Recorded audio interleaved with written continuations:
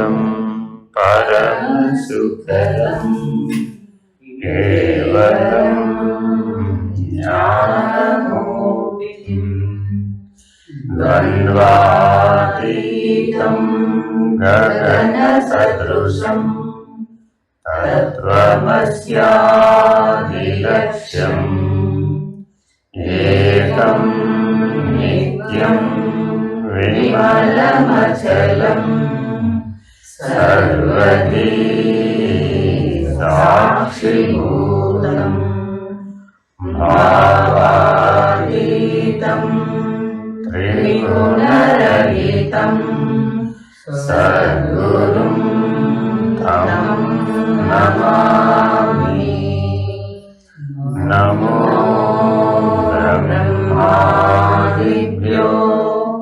ब्रह्मविद्या सम्प्रदायकर्तृभ्यो वंश ऋषिभ्यो महाभ्यो नमो गुरुभ्यः।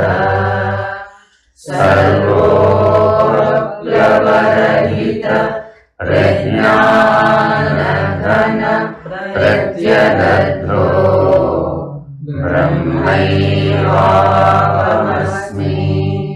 अहं पदार्थरहितः सदाशिवसमारम्भाम् व्यासशङ्करमध्यमाम् अस्मदाचार्यपर्यन्ताम् वन्दे गुरुपरम्पराम्। हरिः ओम्। श्रीगुरुभ्यो नमः। हरिः ओम्। नारायण नारायण। చదవండి.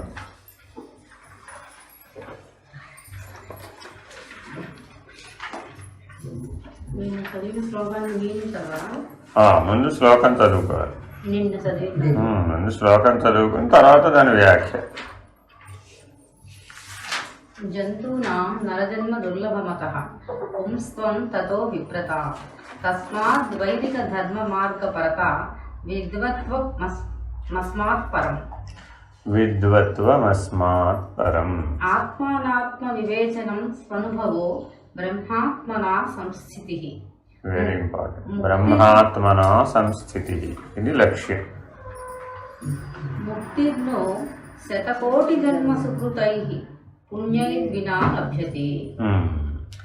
అంటే మానవుడు పుణ్యం ఎందుకు చేయాలి, ధర్మం ఎందుకు చేయాలి అని మానవ జీవితం బయట తలిపేయాలి. ఆయన మానవ జీవితంలో మానవుడు పుణ్యమే ఎందుకు చేయాలి, ధర్మమే ఎందుకు ఆచరించాలి. Very important. చెప్పే దాని మీద దృష్టి పెట్టకపోతే ప్రయోజనం ఉండదు. పుణ్యమే ఎందుకు చేయాలి అంటే ఆ పుణ్యం యొక్క ఫలం 2 రూపాల్లో నీకు ప్రాప్తిస్తుంది. అలాగే ధర్మం యొక్క ఫలం కూడా నీకు 2 రూపాల్లో ప్రాప్తిస్తుంది. ఏం చెబుతున్నాడు అక్కడ? ఐహికంగా ఒక ఫలితం వస్తుంది, పారమార్థికంగా కూడా ఒక ఫలితం వస్తుంది. ఈ పుణ్యానికి అపుణ్యానికి కూడా అంతే ఉంటుంది. అపుణ్యానికి పారమార్థిక ప్రయోజనం లేదు, కేవలం ఐహికమైన ప్రయోజనమే ఉంటుంది. అంటే వేదాంతంలో పాపం అనేటటువంటి శబ్దానికి స్థానం లేదు. అయితే పుణ్యం లేకపోతే అపుణ్యం, అయితే ధర్మం లేకపోతే అధర్మం. అంతేగాని పాపం అన్న ప్రసక్తి లేదు అసలు వేదాంత పరిభాషలో. ఎందుకు నిలబెట్టారు అనేది బాగా తెలుసుకోవాలన్నమాట. ఎందుకని మొదట్లోనే ఈ ప్రాథమికమైన పరిజ్ఞానం లేకుండా చకచకా చదువుకుంటూ మీరు అవతలకు వెళ్ళిపోయారు అనుకోండి, పాఠాలు పూర్తయిపోతాయి కానీ పరిజ్ఞానం రాదు. అంటే సరైనటువంటి అవగాహన రాదన్నమాట. మీరు ఆచరణ చేయాలి అంటే సరైన అవగాహన ఉండాలి. మీరు మీ బుద్ధి పూర్తిగా దాన్ని ఒప్పుకుంటే తప్ప మీరు దాన్ని ఆచరించరు. అంటే ఏంటి? ఆచరించేటప్పుడు ఇది పుణ్యమే అనే స్థిరమైన నిర్ణయం నీకు కలగాలి. ఇది ధర్మమే అనే స్థిరమైన నిర్ణయం నీకు కలగాలి. ఏది పుణ్యం ఏది ధర్మం అని ప్రశ్న వేసామనుకోండి, పై వాక్యంలో చెప్పాడు, ఆత్మానాత్మ వివేచన చేయడానికి ఉపయుక్తమయ్యేటటువంటి ఏ కర్మ అయితే ఉందో ఆ కర్మ పుణ్యం. బాగా గుర్తుపెట్టుకోవాలి. ఏమంటే డబ్బులు దానం చేస్తే పుణ్యమేనా కదా, అన్నం దానం చేస్తే పుణ్యమేనా కదా, వస్త్రాలు దానం చేస్తే పుణ్యమేనా కాదా అన్నారనుకోండి, ఎవరైనా ఏమంటారు? పుణ్యమేనా అంటారు. పుణ్యమే ఎప్పుడో ఎలా పుణ్యమైంది? సరే, ఇప్పుడు బంగారం దానం చేశాడండి ఒకడు, వాడికి ఎక్కువ పుణ్యం. అన్నం దానం చేశాడండి, వాడికి తక్కువ పుణ్యం. వస్త్రదానం చేస్తే తక్కువ పుణ్యం. ఇలా పుణ్యంలో కూడా ఇచ్చిన పదార్థాన్ని బట్టి బేరీజు వేయడానికి ఉందా అని అడిగాం. ఎక్కువ పుణ్యం తక్కువ పుణ్యం అని చెప్పచ్చా? ఎందుకనిట? పుణ్యం అన్నాడే కానీ ఎక్కడ ఎక్కువ పుణ్యం తక్కువ పుణ్యం అని చెప్పలేదుగా. ఎందుకని చెప్పాడు అన్నమాట? పారమార్థిక దృష్ట్యా, పరమ పురుషార్థం దృష్ట్యా నువ్వు ఆచరించాలి. నువ్వు సువర్ణదానమే చేస్తావో, అన్నదానమే చేస్తావో, ధనదానమే చేస్తావో, వస్త్రదానమే చేస్తావో, ప్రాణదానమే చేస్తావో, డాక్టర్ గారు నీకు ప్రాణదానం చేస్తాడు, అవునా కదా? సద్గురుమూర్తి నిన్ను కాపాడి రక్షించి ఈశ్వరుడు నిన్ను ప్రాణదానం చేస్తాడు. కష్టకాలం వస్తుంది, ఈశ్వరా రక్షమా అన్నావు, ఈశ్వరుడు రక్షించాడు, నీకు ప్రాణదానం చేశాడు. ఎంత పుణ్యం లెక్కేస్తావు? లెక్కేయగలవా? కానీ ఏమంటున్నాడు? ఏ కర్మను ఆచరిస్తే ఆత్మానాత్మ వివేచన నీకు కలుగుతుందో అది పుణ్యం. Very very important. ఆ కర్మ చేయడం వలన నీకు ఆత్మానాత్మ వివేచన కలగాలి, అప్పుడే అది పుణ్యం అవుతుంది.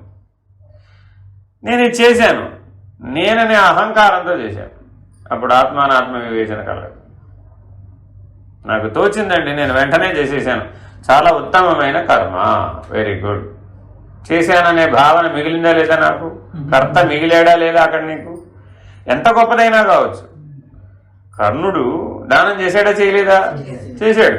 ఎలా చేశాడు? కుడి చేతితో అనుకున్న ఎడం చేతికి ఇచ్చి మారే లోపల మారిపోతుందేమోనని అడిగినవాడు ఏమన్నా అడిగాడండి. అడిగితే ఒక సువర్ణ పాత్ర ఎడం చేతి పక్క ఉంది.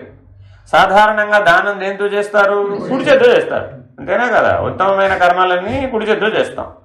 ఈ సువర్ణ పాత్రని ఈ చేతిలో నుంచి ఈ చేతికి మార్చుకునే లోపల దాన బుద్ధి మారిపోతుందేమోనని ఎడం చేతనే దానం ఇచ్చేసాడు.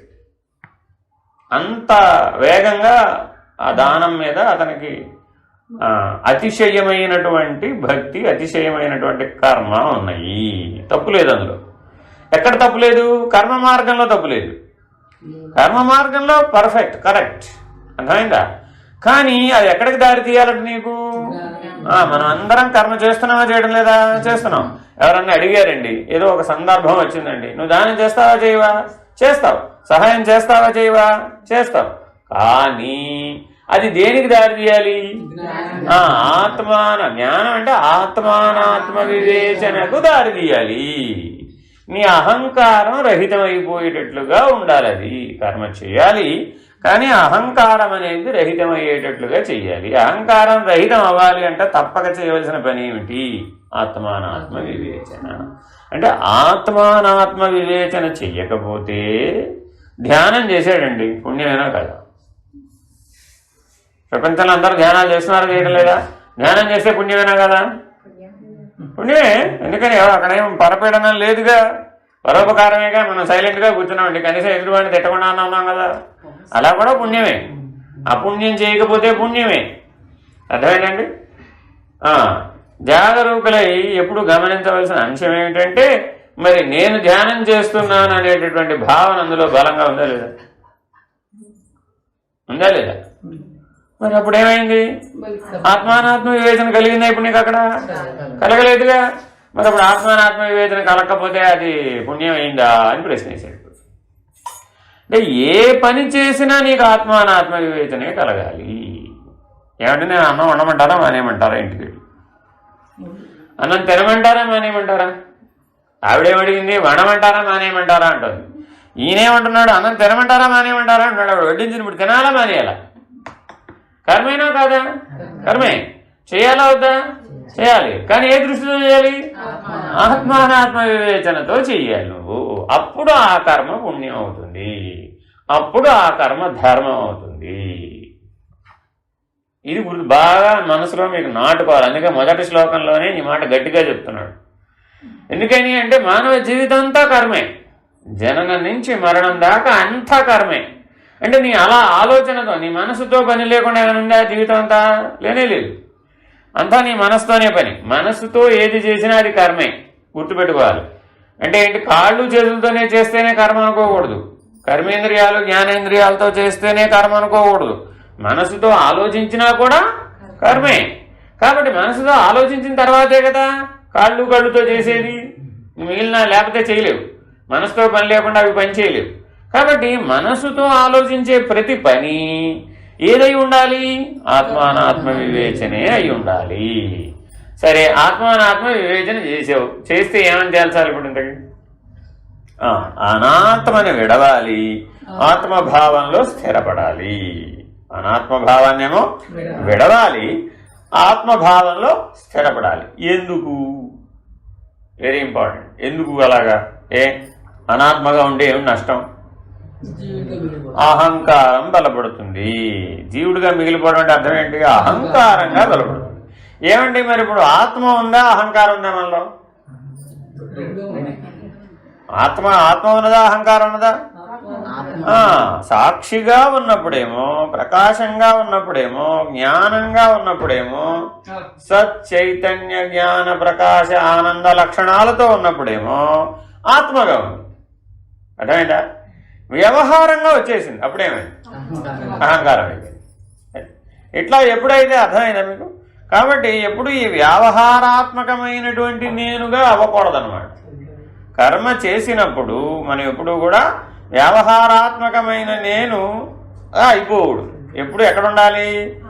సాక్షి నేనుగా ఉండాలి, ప్రకాశం నేనుగా ఉండాలి, జ్ఞానం నేనుగా ఉండాలి. పర్వాలేదు, అట్లా వదిలేయండి. అర్థమైందండి? ఇట్లా సత్ చైతన్య జ్ఞాన ప్రకాశ ఆనంద లక్షణాలతో ఆత్మస్వరూపుడుగా ఉండాలి. అలా ఉండడానికి నువ్వు చేసే ప్రయత్నం పేరు ఆత్మానాత్మ వివేచన. అలా ఉంటే నాకేమిటండి ప్రయోజనం? బ్రహ్మాత్మన సంస్థితి, ఉన్నది బ్రహ్మమనే నిర్ణయం కలుగుతుంది నీకు. దానివల్ల నాకేంటండి ప్రయోజనం? ఉన్నది బ్రహ్మమని తెలిసింది, అయితే నాకేమిటి ప్రయోజనం? నువ్వు ముక్తుడు అవుతావు, నువ్వు ముక్తుడు అయిపోతావు, నిత్యముక్తుడు. ఏ ముక్తి అంటే అది? నిత్యముక్తి. అది జీవన్ముక్తి అంటే అర్థం. జీవన్ముక్తి అంటే జీవన్ముక్తి అంటే ఏంటంటే వాడు నిత్యముక్తుడు, వాడు అంతే. అంటే కర్మకు అతీతంగా సర్వకాలంలో ఉంటాడు, గుణాలకు అతీతంగా సర్వకాలంలో ఉంటాడు, త్రిపుటికి అతీతంగా సర్వకాలంలో ఉంటాడు. ఎప్పుడు కూడా ఆ అతీత లక్షణంలో స్థిరపడి ఉంటాడు. కాబట్టి అతడు నిత్యముక్తుడు, జీవన్ముక్తుడు. ఉన్నది బ్రహ్మం అనే నిర్ణయం పొందడం ద్వారా ఈ ముక్త స్థితికి ముందు మానవుడు చేరాలి. దీని తదుపరి మెట్టు పరం. దీని తదుపరి మెట్టు ఏంటి? పరం. అది పరమ పురుషార్థం అని పేరు పెట్టారన్నమాట. మోక్షం ఎందుకు పరమ పురుషార్థం అంటే అది పరమును తెలియజేస్తుంది, పరమును నిర్ణయించడానికి పనికొస్తుంది ఆ స్థితి. పరము, పరాత్పరము, ఈ రెండింటికి కలిపి మోక్షం అని, జన్మరాహిత్యం అని పేరు అన్నమాట. అందుకని ఈ క్రమంలో మానవుడు జ్ఞాన వికాసాన్ని, చైతన్య వికాసాన్ని పొందాలి. ఇప్పుడు చదవండి వ్యాఖ్య. ప్రాణికోటికి మానవ జన్మం అరుదుగా లభిస్తుంది. పుంసత్వం లభించడం ఇంకా అరుదు, విప్రత్వం లభించడం మరీ అరుదు. ఇన్ని ఉన్న వైదిక ధర్మ మార్గంలో పయనించాలనే బుద్ధి కలగటం నిజంగా వరమే. వీటన్నిటితో పాటుగా శాస్త్రంలో సూచింపబడిన నిగూఢార్థాలను గ్రహించగల సునిశ్చిత బుద్ధి లభించడం మహావరంగా భావించవచ్చు. ఆత్మను, అనాత్మను స్పష్టంగా తెలుసుకోవటం తరువాత ఆత్మానుభవం, ఆ తరువాత ఆత్మ బ్రహ్మము ఒకటేననే సత్యాన్ని గ్రహించడము, తత్ఫలితంగా బంధ భ్రాంతి నుండి ముక్తి క్రమంగా లభిస్తాయి. అక్కడ కాదండి, ఇప్పుడు ఏం చెప్పాడు? బంధము, భ్రాంతి, ఈ రెండింటిలోంచి విడిపడాలి. Very very important. ముక్తి అంటే ఏంటి? బంధరాహిత్యము, భ్రాంతి రాహిత్యము, ఈ రెండింటికి కలిపి ముక్తి అని పేరు. అంటే ఎందుకు ఇంత విడమర్చి చెప్తున్నాడు అంటే నీకు సునిశ్చితంగా గమనించగలిగేటటువంటి శక్తి రావాలి. ఏ ఆలోచన బంధహేతు అవుతుంది, బంధానికి కారణమవుతుంది, ఏ ఆలోచన భ్రాంతికి కారణమవుతుంది. Very very important. అర్థమైందండి? ఉదాహరణ చెప్తాను. మీ వస్తువు ఎవరో ఒకరు పట్టుకెళ్ళారండి ఏదో ఉపయోగం కోసం. ఆ వ్యక్తి గుర్తొచ్చినప్పుడల్లా మీకేం గుర్తొస్తుంది? అది సదుపయోగమో దురుపయోగమో తర్వాత విషయం, అంతేనా కాదా? ఒక వ్యక్తి గుర్తొచ్చాడు మీకు, ఆ వ్యక్తితో కూడిన వ్యవహారంలో ఏమైంది? మీ వస్తువు పట్టుకెళ్ళాడు అంతే, ఒక ఉపయోగం కోసం. మీకు ఆ మనిషి జీవితకాలం గుర్తొచ్చిన ప్రతిసారి ఏం గుర్తొస్తుంది? ఆ వస్తువు, ఆ ఉపయోగం అదే గుర్తొస్తుంది. వాడు ఏం చేశాడో, సరిగ్గా చేశాడో చేయలేదు. చూడండి, ఇప్పుడు బంధహేతువా భ్రాంతి కారణమా? రెండు ఉన్నాయా లేవా ఇప్పుడు అక్కడ? బంధము అన్నది, బంధంతో పాటు భ్రాంతి కూడా ఉంది. ఏం చెప్తున్నాడు? ఒరే సర్వాత్మనాభావాన్ని కదా నువ్వు కలిగి ఉండవలసింది. ఆ పట్టుకెళ్ళిన వాడు ఆత్మస్వరూపుడు కదా, అంతేనా కదా?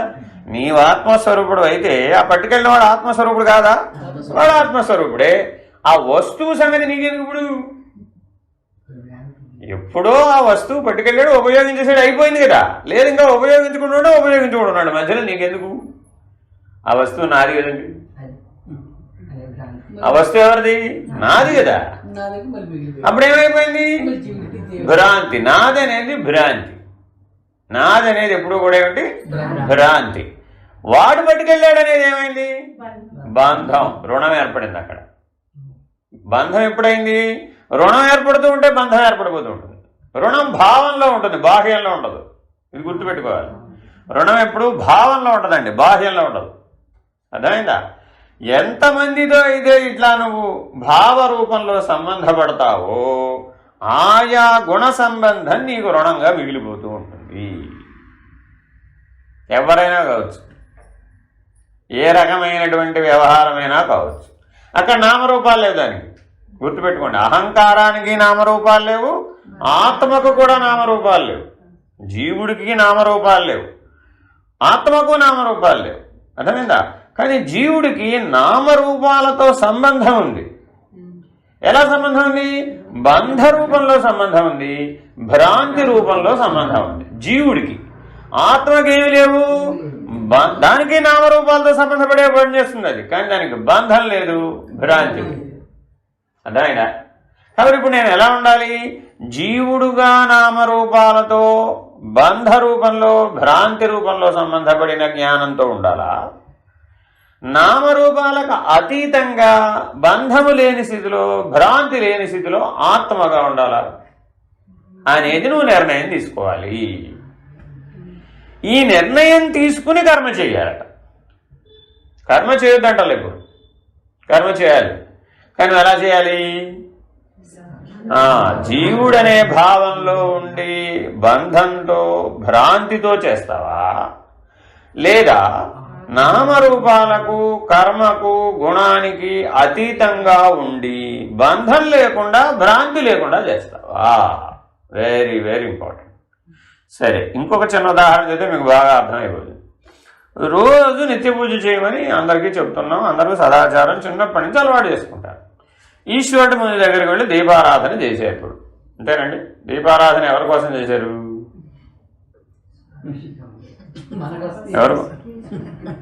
ఎవరి కోసం చేశారు? ఎవరి కోసం చేశారు? చూడండి, అంటే ఇప్పుడు ఆ కర్మ చేశారా చేయలేదా? ఆత్మానాత్మ వివేచన చేశారా? చేయలే. పుణ్యం అవుతుందా ఇప్పుడు? అది బంధం అవుతుంది. ఎప్పుడైతే పుణ్యం కాలేదో అది నీకు బంధం అవుతుంది. ఈవిడ ఆ రోజంతా దీపం వెలిగించలేదండి, ఏదో కారణం చేత ఒక వ్యవహారంలో నిమగ్నమైపోయి చేయలేదు. ఈవిడ రాత్రి నిద్రపోయేటప్పుడు కూడా ఏం తలుచుకుంటుంది? ఇప్పుడు ఏమైంది? ఇప్పుడు అది బంధం అయిందా, భ్రాంతి అయిందా, లేకపోతే ముక్తి అయిందా? ఎందుకని? ఆత్మానాత్మ వివేచన చేయలేదు. అనాత్మ సంబంధంగా అహంకార సంబంధంగా ముడిపడిపోయి ఉన్నావు.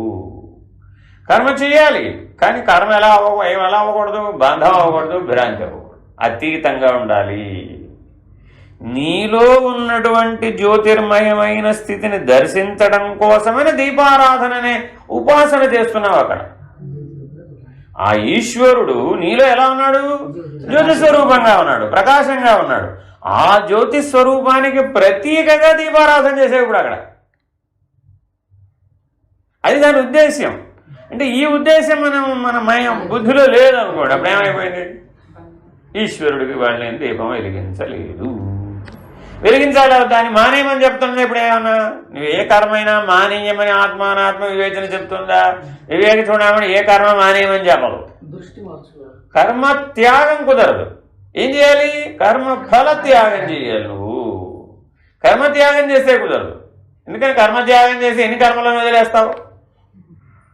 అట్టా కుదరదు. అవి నిన్ను వదిలేయాలే కానీ నువ్వు వాటిని వదలకూడదు ఎప్పుడు కూడా. అర్థమైందండి?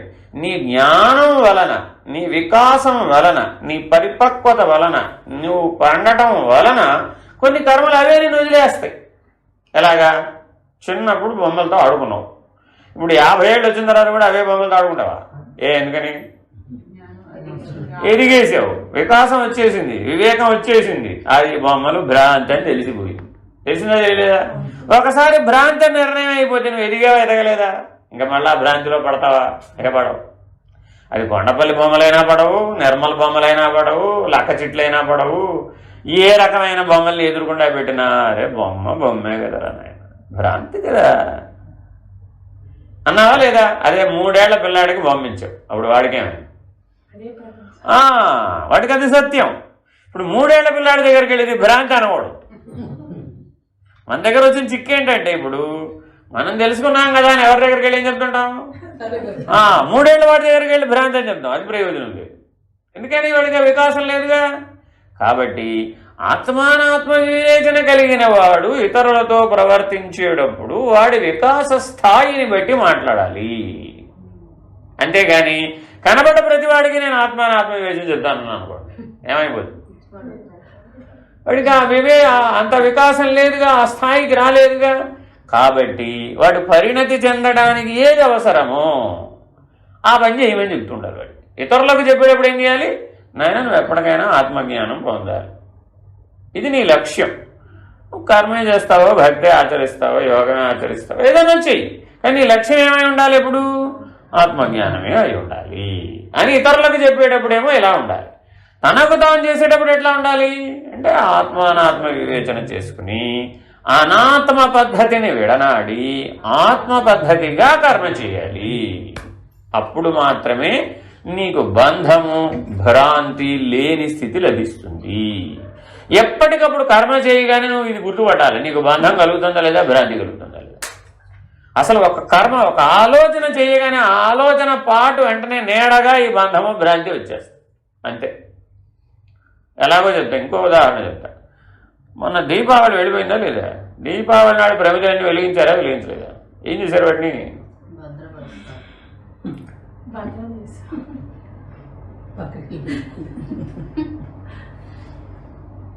మళ్ళా దీపావళి వస్తే ప్రమిదలు కొనాలా వద్దా? ఇవెందుకు మరి ఇప్పుడు? అప్పుడు ఏమైంది? ఆత్మానాత్మ వివేచన చేశామా? చేయలేదుగా. ఆత్మానాత్మ వివేచనలో ఇలా గతానికి వెళ్ళటం, ఈ భవిష్యత్తుకు వెళ్ళటం ఉంటుందా? లేదుగా. ఎప్పుడు వర్తమానంలోనే ఉంటాడుగా, నిజ వర్తమానంలో ఉంటాడు ఎప్పుడు కూడా. ఆత్మస్వరూపం ఎప్పుడు నిజ వర్తమానంలో ఉంటుంది. అది గతంలోకి పోదు, భవిష్యత్తు గురించి ఆలోచించదు, అవ్యవహారి అది. మరి ఇప్పుడు ఎలా దాచావు? అయిపోయింది. అప్పుడు ఎక్కడికి వచ్చేసావు? బంధం. వెంటనే అక్కడ ఏమొచ్చేసింది ఇప్పుడు? బంధం. సరే దాచెట్టావు, ప్రమాదం లేదు, అవి కనపడలేదు వచ్చే దీపావళికి. అప్పుడు దాచెట్టినప్పుడు బంధం అవ్వాలా? ఎప్పుడు బంధం అయింది? అవి కనపడకపోతే బంధం అయింది. అందుకని ఎట్లా తెలుసుకోవాలండి మరి నేను ఇది బంధం అవుతుందో లేదో, భ్రాంతి అవుతుందో లేదో నాకు ఎట్లా తెలుస్తుంది? ఏది స్ఫురిస్తే నీకు ఆ ఆలోచన దుఃఖం అవుతుందో, ఉద్వేగం కలుగుతుందో, నీవు ఎప్పుడు ఎలా ఉండాలి? శాంత స్థితిలో ఉండాలండి. కానీ ఒక ఆలోచన రాగానే నీలో ఏం కలుగుతుంది? ఒక చలనాలు కలుగుతున్నాయి, ఒక ఉద్వేగం కలుగుతుంది, ఒక దుఃఖం కలుగుతుంది.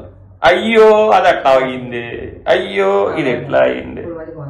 దుఃఖం అంటే కళ్ళమే నీళ్ళు ఎట్టుకుంటామని కాదు, ఉద్వేగం కదిలినప్పుడల్లా ఏమయ్యావు? అప్పుడు బంధం.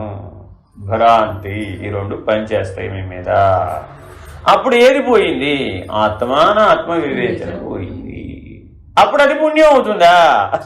ఇది రివర్స్ ఎక్కడికి వచ్చాడు ఇప్పుడు మళ్ళా? అప్పుడు అది పుణ్యం అవుతుందా? అవును.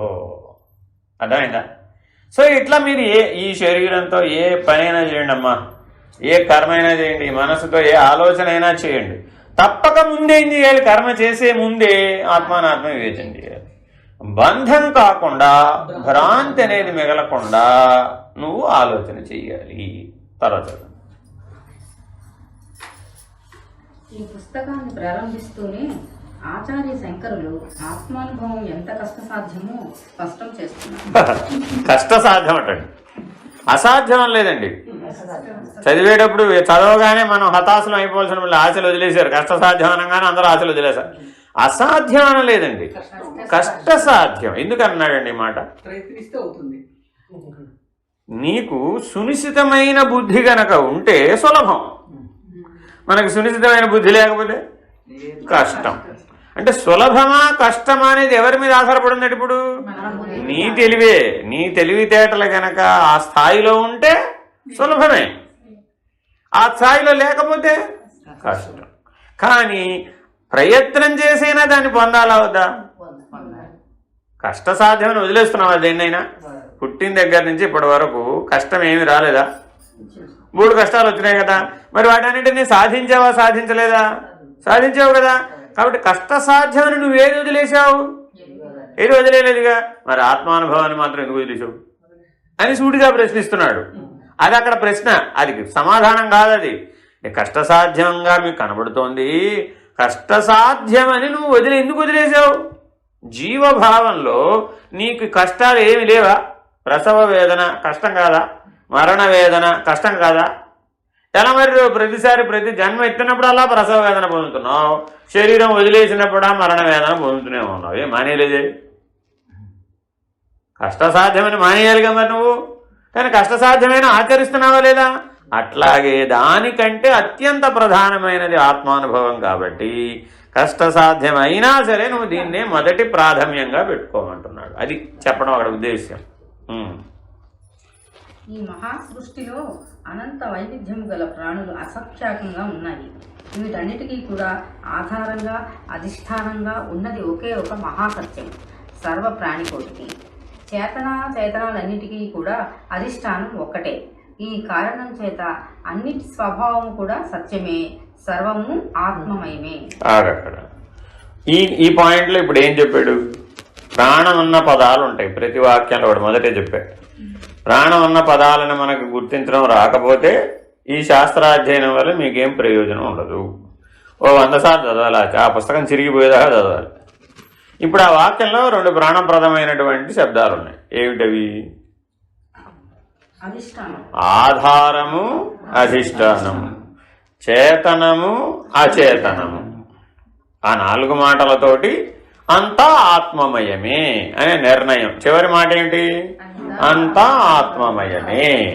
అంటే నువ్వు ఆధారంగా చూసినా ఆత్మే, అధిష్టానంగా చూసినా ఆత్మే, చేతనంగా చూసినా ఆత్మే, అచేతనంగా చూసినా ఆత్మే.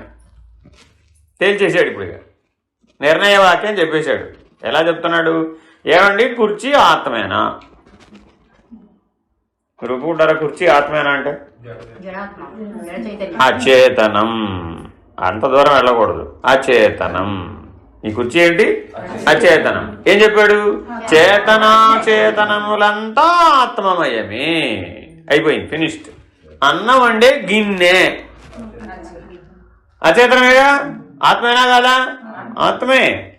అందులో పడిన అన్నం అది పరిణామం చెందింది, బియ్యం అన్నం అయింది, అయినా అది అచేతనమే, స్వయంగా కదలలేదుగా. అంటే అచేతనం అంటే అర్థం ఏంటి? స్వయంగా ఏదైతే కదలలేదో అది అచేతనం, స్వయంగా ఏదైతే కదలగలదో అది చేతనం. అర్థమైందా? స్వయంగా ఏదైతే కదలగలదో అది చేతనం, స్వయంగా ఏదైతే కదలలేదో అది అచేతనం. అంటే ఈ దృష్టి నీకు రావాలని ఈ మాటలు వేస్తున్నాడు. అంటే ఆత్మ నేను ఎలా గుర్తుపట్టాలండి? ఇందాకేమన్నాడు? కష్టసాధ్యమైనా సరే నువ్వు ఆత్మను గుర్తుపట్టాలి. ఆత్మనిష్ఠుడిగా ఉండాలి, ఆత్మానుభూతి పొందాలన్నాడుగా. అంటే నువ్వు మొదట దేని గుర్తించడం రావాలట నీకు? ఆత్మను గుర్తించడం రావాలి. ఎలా గుర్తించాలండి మరి నేను అంటే 4 మాటలు చెప్పాడు. ఒకటేమిటి? ఆధారము, అధిష్టానం.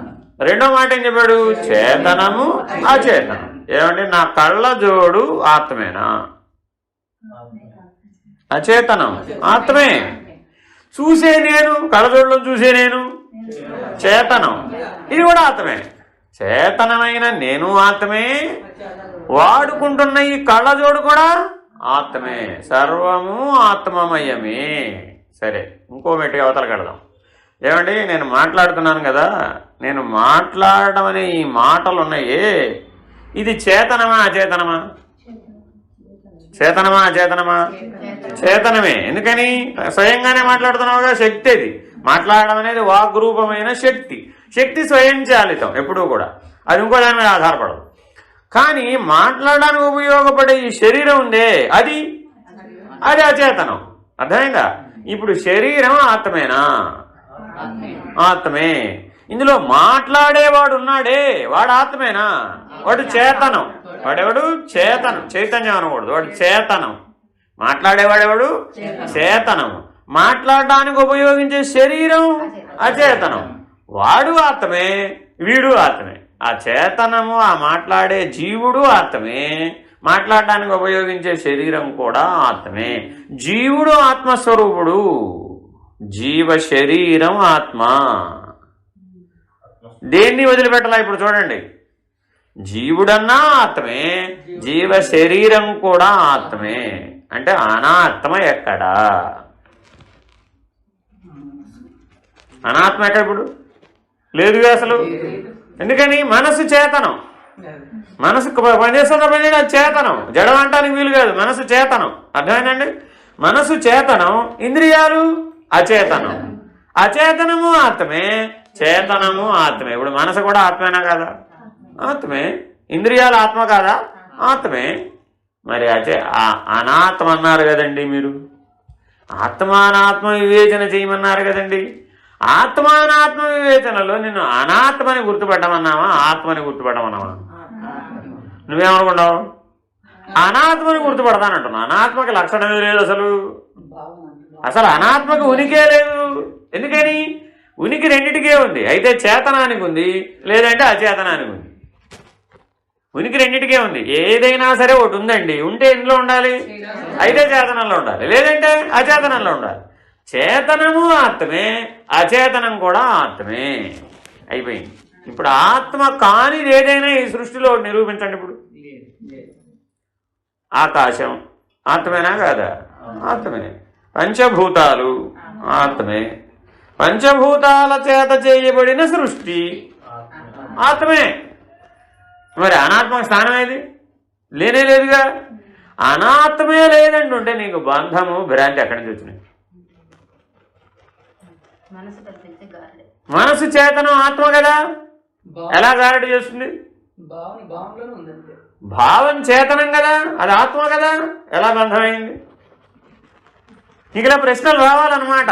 అందుకు అలాంటి మాటలు వేసేది. ఇప్పుడు అక్కడ నిన్ను విచారణ చేయిస్తున్నాడు నీ చేత. పొద్దున్న లేచావండి, లేవగానే నీకు ఆత్మస్ఫురణతో లేవాలి. నువ్వు ఏ స్ఫురణతో లేస్తున్నావు? విషయ స్ఫురణతో లేస్తున్నావు. మానవుడు ప్రతివాడు నిద్రపోయి పొద్దున్న లేవగానే దేంతో లేవాలి? ఆత్మస్మరణలో లేవాలండి. నిద్రపోయేటప్పుడు ఆత్మస్మరణలో నిద్రపోవాలి. అలాగే మెలకువలో వ్యవహారం చేసినప్పుడల్లా ఆత్మభావంలోనే ఉండాలి. ఎందుకని? చేతనము ఆత్మే, అచేతనము ఆత్మే. రెండవది లేదుగా. మరి నాకు ఎందుకు ఇలాగా విషయస్ఫురణ కలుగుతుంది? అపేక్ష చేత. అపేక్ష చేత. ఇప్పుడు ఇంకా అంతకుముందు 2 మాటలు వేసాడు. ఏమిటది? ఆధారము, అధిష్టానం. ఇప్పుడు ఆత్మ ఎలా ఉన్నదయ్యా? ఆధారంగా ఉంది, అధిష్టానంగా ఉంది. ఆత్మ ఎలా ఉంది? ఆధారంగా ఉంది, అధిష్టానంగా ఉంది. కనబడే రూపాలలో ఎలా ఉంది? చేతనంగా ఉంది, అచేతనంగా. ఇదేమో కనబడేది. అర్థమైందా? ఈ కనబడేదానికి వెనకాల ఆధారము, అధిష్టానము ఉందా లేదా? ఉంది. ఎలాగ చెప్పగలరండి? మీ ఇంటికి మీరు అధిష్టానమేనా కాదా? అంతేగా. మీ ఇంటికి ఎవరండి అధిష్టానం? మీరేగా. ఇల్లు ఎవరిదండి? నాదంటే అక్కడ నువ్వేగా యజమానివి. నాదంటే ఎవరు? నేనేనండి యజమాని అంటున్నావా లేదా? ఆ యజమాని అధిష్టానమేనా కాదా? అంతే. ఒక కంపెనీ లేదా ఒక ఆఫీస్కి వెళ్ళావు, ఏమండి ఈ ఆఫీస్ ఎవరిదండి? ఎవరో ఒకరు చూపిస్తారు, అక్కడ మేనేజరో సీఈఓనో ఎవడో డైరెక్టరో ఎవడో ఉంటారు, అక్కడ ఛాంబర్ ఉంటుంది, అదిగో ఈ వీరిదండి ఈ ఆఫీసు, ఆయన అధిష్టానం. ఏదైనా ఇష్యూ వచ్చిందనుకోండి ఎవరు తీసుకెళ్తారు? అధిష్టానం దృష్టికి తీసుకెళ్తాం. ఎందుకు అధిష్టానం అని అడిగేప్పుడు నువ్వే ఎందుకు అధిష్టానం? మీ ఇంటికి నువ్వే అధిష్టానం. ఎందుకు అధిష్టానం? నువ్వు ఆధారం కాబట్టి. ఆ ఇంటికి ఎవరు ఆధారం? నువ్వే ఆధారం. మీ అందరికీ ఒక కామన్ నేమ్, పెళ్ళైన వాళ్ళందరికీ ఒక కామన్ నేమ్ పెట్టారు, ఒక సర్వనామం ఉంది. ఏమిటది? గృహిణి. నేనందరూ ఎవరు? గృహిణి. ఎందుకు గృహిణి మీరు? ఆ గృహానికి అధిష్టానం మీరు. గృహిణి లేకపోతే గృహం లేదు. అర్థమైందండి? అంతకుముందు ఈయన పెళ్లి చేసుకోలేదండి, పెళ్లి చేసుకున్నప్పుడు ఈయన ఇంట్లో లేడా? ఉన్నాడు, కానీ ఈయన గృహస్థు కాదు. అప్పుడు పెళ్ళైన వాళ్ళే గృహస్థులు అంతే, పెళ్లి కాని వాళ్ళ గృహస్థులు కాదు అంతే. బ్రహ్మచర్యంలో ఉన్నంతసేపు వాడిని గృహస్థని పిలవం. ఎందుకని? వాడికి గృహం లేదు, గృహిణి లేదు. వాడికి ఏం లేదు? గృహము లేదు, గృహిణి లేదు. బ్రహ్మచారికి సన్యాసికి గృహము గృహిణి అనే సంబంధం లేదు వాడికి. అది సంబంధం. ఎవడెవడికైతే గృహము గృహిణి అనే సంబంధం వస్తుందో వాడు గృహస్థు అంతే. ఆ సంబంధం లేకపోతే వాడు గృహస్థు కాదంతే. అయితే బ్రహ్మచారి అవుతాడు, లేకపోతే సన్యాసి అవుతాడు అంతే. మరి ఇప్పుడు మీ ఇంటికి మీరు అధిష్టానము ఆధారము అని ఒప్పుకుంటారా ఒప్పుకోరా? ఒప్పుకోవాలిగా. మరి ఎందుకని ఆ సంబంధాన్ని కలిగి ఉన్నారా లేదా? కలిగి ఉన్నారుగా. ఆ సంబంధం మీకు స్ఫురిస్తోందా లేదా? ఎక్కడ అడుగుతున్నాడు? నీ మనసును అడుగుతున్నాడు ఈ ప్రశ్న. మీ ఇంటి దగ్గరికి వెళ్ళి జరుగుండా నిలబడ్డావమ్మా, ఇది నా ఇల్లని స్ఫురిస్తోందా లేదా? స్ఫురిస్తోందంటే నువ్వెవరు? గృహిణి. నువ్వెవరు? గృహిణి. అర్థమైందా? గృహస్థు. నువ్వు అధిష్టానమేనా కాదా? అధిష్టానమే. ఎందుకని? నువ్వు ఆధారం కాబట్టి. నువ్వు లేకపోతే అది లేదు. నువ్వు ఉంటేనే అది ఉంది, అంతేనా కాదా? నువ్వు లేకపోతే కూడా ఉందా? ఆ గృహంలో నువ్వు ఉండటం లేదండి. నువ్వు ఆ ఇంట్లో ఉండని గృహానికి వెళ్ళి ఇంటికి నేనే యజమాని అండి అన్నావు, నువ్వు ఏమంటారు ఆయన? ఈ ఇంటికి మీది పక్కనండి బాబు, ఇది కాదు అంటారు, అంతేనా కాదా? అర్థమైందా? అంటే నీకు రెండు లక్షణాలు ఉన్నాయి. ఒకటేంటి? ఆధారము, రెండు అధిష్టానము. అంటే ఈ రెండు లక్షణాలతో మనం ఆత్మని గుర్తుపట్టాలి. ఈ శరీరం అనే ఇంటికి అధిష్టానం ఎవరు? ఇప్పటి వరకు ఇల్లు అంటే ఏదనుకున్నాం? అదేదో అది అది ఇది కాదు అది. ఇప్పుడు ఇల్లు అంటే ఏంటి అసలు వేదాంత దృష్టిలో? శరీరమే ఇల్లు కదా. ఈ శరీరం అనే ఇంటికి అధిష్టానం ఎవరండి? నేననాల్సిందే. దాని పేరు ఏదో తర్వాత పెడదాం. నేననాలా వద్దా? ఎందుకంటే నేను లేకపోతే దీనికి విలువ లేదు, అంతేనా కదా? ఆ గృహ యజమాని లేడండి, ఆ గృహానికి ఆయన విలువ ఉందా? దానికేం విలువ లేదు. మనం ఏదో ఇప్పుడు రియల్ ఎస్టేట్లో లెక్కలు చెప్పకుండా ఆ విలువ ఆ విలువలు ఇక్కడ పనికిరావు. సామాజికమైన ఐహికమైన విలువలు ఇక్కడ ఏం పనికిరావు. అందుకని నీవు ఏ విలువల దృష్టితో చూడాలి? ఇప్పుడు ఆత్మానాత్మ వివేచనతో కూడిన విలువలతో చూడాలి నువ్వు ఇప్పుడు. కాబట్టి నీ ఇల్లు ఏమిటి? శరీరమే నా ఇల్లు. అర్థమైందా? మనందరూ మన పెద్ద గురువు గారు పిలుస్తుంటారు, ఏమంటే మా ఇంటికి వచ్చి కాస్త మా గృహాన్ని భావనం చేయండి అని అడుగుతారు అనుకోండి. వారు ఏమడుగుతారు? ఏ ఇంటికి రావాలమ్మా, ఏ ఇంటికి రావాలి అని అడుగుతారు. ఏ ఇంటికి రావడం ఏంటండి? మా ఇంటికి రండి అంటారు అందరూ కూడా. మా ఇంటికి ఏ ఇంటికి రావాలి అంటే నువ్వు ఆత్మానాత్మ వివేచన చేసిన వాడు అయితే నీకు వెంటనే స్ఫురిస్తుంది. ఓ ఇల్లు అంటే ఏ ఇంటికి రావాలంటున్నారేంటి? ఓహో శరీరమే నా ఇల్లా? ఈ కట్టుకున్న గోడలో 4 గోడలతో కట్టుకున్న ఇల్లా అంటే నేను ఒక భ్రాంతి నుంచి విడిపిస్తున్నాడు. ఇప్పుడు ఈ ప్రశ్న వేయడం ద్వారా ఇందులో నుంచి విడిపిస్తున్నాడు, ఒక భ్రాంతి నుంచి నేను విడిపించేస్తున్నాడు. ఎప్పటికప్పుడు మీ ఇల్లు ఎక్కడంటే నీకు ఎక్కడ స్ఫురిస్తూ ఉంటుంది?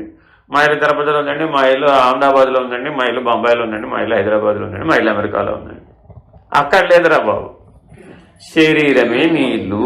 ఎందుకు శరీరమే నీ ఇల్లు? నువ్వే దానికి అధిష్టానం, నువ్వే దానికి ఆధారం. ఆ నేననేదే దానికి అధిష్టానం, ఆ నేననేదే దానికి ఆధారం.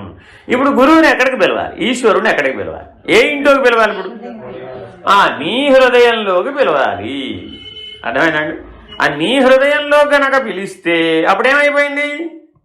ఏనుగు గుడారంలోకి వచ్చితే ఎలా అయిపోతుందో అలా అయిపోతుంది. నీ అహంకారం అనే గుడారం నాశనం అయిపోతుంది. అప్పుడు ఈశ్వరుడు అధిష్టానం. నేను స్థానంలో జీవుడు పోయి ఈశ్వరుడు వచ్చేస్తాడు. నేను స్థానంలో జీవుడు పోయి ఆత్మ వచ్చేస్తాడు. ఎవడి హృదయంలో అయితే ఈశ్వరుడు గురువు నెలకొని ఉంటాడో వాడికి నేను స్థానంలో ఎప్పుడు ఎవరుంటారు? ఈశ్వరుడు ఆత్మ నిలబడిపోయి ఉంటుంది. కాబట్టి ఎక్కడికి ఆహ్వానించాలి ఇప్పుడు మనం? మన హృదయంలోకి ఆహ్వానించాలి. కాబట్టి నీకు ఈ 4 మాటలు బాగా తెలియాలి. ఈ 4 మాటలు వివేక చూడామణిలో విస్తారంగా వాడబడతాయి. ఒక 1000 సార్లు వస్తాయి ఈ 4 మాటలు. ఏమిటి? ఆధారము, అధిష్టానము, చేతనము, సర్వము ఆత్మమయము. అనాత్మ అంటానికి అసలు అవకాశమే లేదు అసలు ఇక్కడ. అంతే. ఏమండి దారి ఇదే మాటలు చెప్తూ ఉంటే ఒక స్వామీజీని, విద్యాప్రకాశానందగిరి స్వామీజీని ఒక ప్రశ్న అడిగి, ఏమండి మా ఇంటి ముందు బురద గుంటలో ఒక పంది హాయిగా సంసారం చేసుకుంటుంది, అంతేనా కదా? ఇప్పుడు ఆ పందిగారు ఆత్మేనా? పందిగారున్న బురద గుంట ఆత్మేనా? అంతేనా కదా? ఆ పందిగారి పిల్లలు కూడా అందులోనే ఉన్నారా లేదా? అదిగో అవి కూడా ఆత్మేనా కాదా? ఆత్మే. నాకు వాటిని చూడగానే అసహ్యం కలిగింది, ఆత్మేనా కాదా? అనాత్మ. ఎందుకని? నీకు దానికి ఆత్మస్థితిలో సామ్య భావన కలగాలి గాని విరోధ భావం కలగకూడదు కదా. ఎక్కడెక్కడైతే నీకు విరోధ భావం కలిగిందో అక్కడంతా అనాత్మ. ఏం చెప్పారు ఇందాక? చేతనము ఆత్మే, అచేతనము ఆత్మేని అంటుంటే మళ్ళీ నీకు అసహ్యానికి అవకాశం ఎక్కడ వచ్చింది? రాగద్వేషాలకు అవకాశం ఎలా వచ్చింది అసలు? నీకు వచ్చిందంటే అర్థం ఏంటి? అనాత్మ. అనాత్మ అంటే ఏమిటి? బాంధవం. అనాత్మ అంటే ఏమిటి? భ్రాంతి. అనాత్మ అంటే ఏమిటి? జీవభావం. అనాత్మ అంటే ఏమిటి? త్రిగుణాలు. అనాత్మ అంటే ఏమిటి? అహంకారం. చూడండి, ఒక్కటి పట్టుకుంటే టకటక టకటక టకటక టకటక మెట్లు ఎన్నిసార్లు దిగిపోయినా చూసుకోండి ఒకసారి. ఒక్క భావన కలగగానే ఆత్మభావంలో నుంచి సరాసరి అహంకార భావనకి దిగిపోయాడు కిందకి. ఈ మెట్లన్నీ రెప్పపాటులో దిగిపోతాయి అంతే. మరి నీవు ఆత్మానాత్మ వివేచన ఎప్పుడు చేయాలట? భావన నీ దగ్గర కలుగుతున్నప్పుడే ఫిల్టర్ పెట్టాలట. మాటకు వచ్చిన తర్వాత ఫిల్టర్ పెట్టడం కుదరదు. ఎందుకని? సగం పని అయిపోయింది ఆల్రెడీ. కర్మేంద్రియం వాడేసావుగా, మాట్లాడేసావుగా. ఆలోచన మాటకు వచ్చేసిందండి, పని అయిపోయింది. అయిపోలేదా? అయిపోయింది ఆల్రెడీ. ఆ మాట వినేసాడు ఎదుటివాడు. ఇప్పుడు వాడు విన్నవాడు ఏం చేస్తాడు? నీ భావాన్ని పట్టుకుంటాడా, నీ మాటను పట్టుకుంటాడా? రెండింటినీ పట్టుకుంటాడు వాడు. వాడి సూక్ష్మ శరీరమేమో నీ భావాన్ని పట్టుకుంటుంది, వాడి స్థూల శరీరమేమో నీ మాటను పట్టుకుంటుంది. రెండూ పనిచేస్తాయి వాడి మీద. ఎందుకని? వాడి భావనామయ దేహంలో గుణాలు ఉంటాయి, వాడి సూక్ష్మ శరీరంలో గుణాలు ఉంటాయి, నీ సూక్ష్మ శరీరంలో కూడా గుణాలే ఉంటాయి. ఈ గుణాలు ఆ గుణాలతో ప్రభావితం అవుతాయి. ఈ మాటలు ఆ విన్నవాడి మీద, కర్మేంద్రియాలు శ్రవణేంద్రియం మీద ప్రభావితం అవుతాయి. ఇంద్రియాలు ఇంద్రియాల మీద ప్రభావితమైనాయి, గుణాలు గుణాల మీద ప్రభావితమైంది. నేననే జీవుడు ఆ నేననే జీవుడి మీద ప్రభావితం అయ్యాడు. ఇప్పుడు వాడిలో కూడా ఎవరు మేల్కొన్నారు? వాడిలో కూడా అహంకార జీవుడే మేల్కొన్నాడు. అప్పుడు వాడి రియాక్షన్ ఎందులో ఇచ్చాడు? సేమ్ రిపీటే కదా. ఎందుకని అర్థం ముందు నిలబడ్డావండి, నువ్వు ఎలా ఉంటావు అలాగా కనబడుతుంది, అంతేనా? నువ్వు లావుగా ఉంటే సన్నగా కనబడుతుంది, అదేమన్నా కనబడుతుంది కదా. నువ్వు సన్నగా ఉంటే లావుగా కనబడుతుందా? కనబడుతుంది కదా. నువ్వు ఎలా ఉంటే అది అలాగే కనబడుతుంది.